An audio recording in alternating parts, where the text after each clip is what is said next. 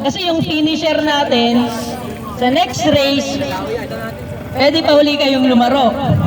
Okay? Hello. Okay na yun. Okay na Rus ha. Saka isa pa, isang category lang lalaroan natin ha. Bawal dalawa. Hindi, nakaregister naman dyan eh. Pagka wala dyan, kahit pa lumaro siya doon, hindi natin kukunin yun.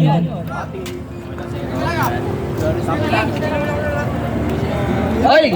Register na kayo. Mag-start na. Okay na kayo?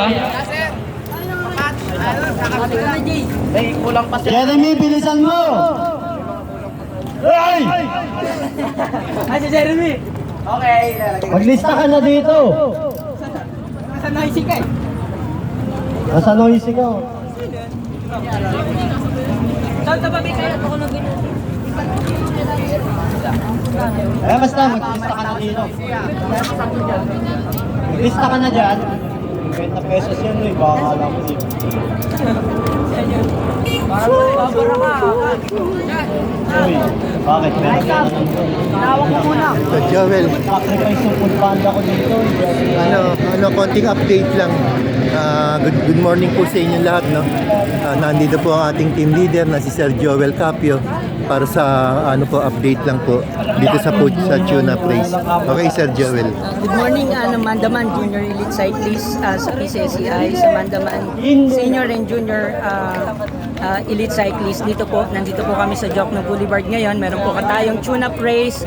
Start ngayong March 22, 2025. So ngayon po, gagawin natin ito. Ang plano po natin ito, gagawin natin ito every month. So para po ito sa purpose na ma-ensayo ang mga bata at the same time para po makapag-entry po tayo sa racing team. So hindi po natin basta papapasukin sa racing team kung hindi po natin sinasala, hindi natin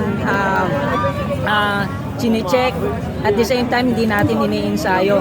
So sa ngayon po meron po tayong 20 na racing team pero ang active doon ay 16. Ang iba hindi pa po sila nag-active dahil sa school.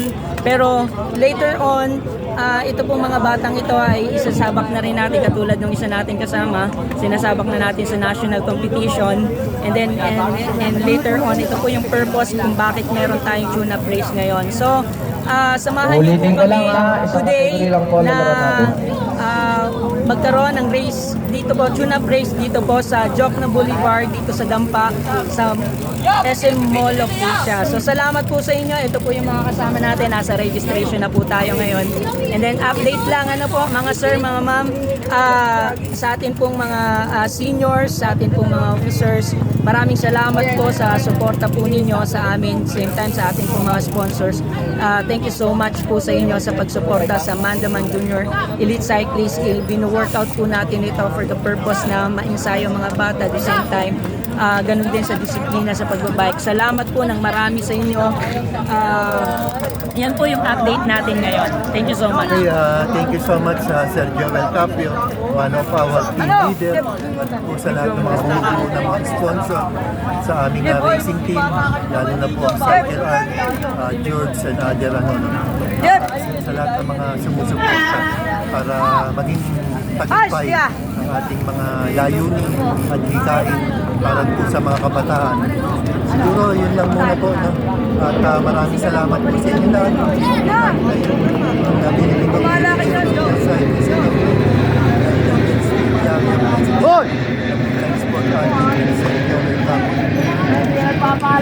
Thank you so much po. To God be the glory, we ride as one. Thank you so much.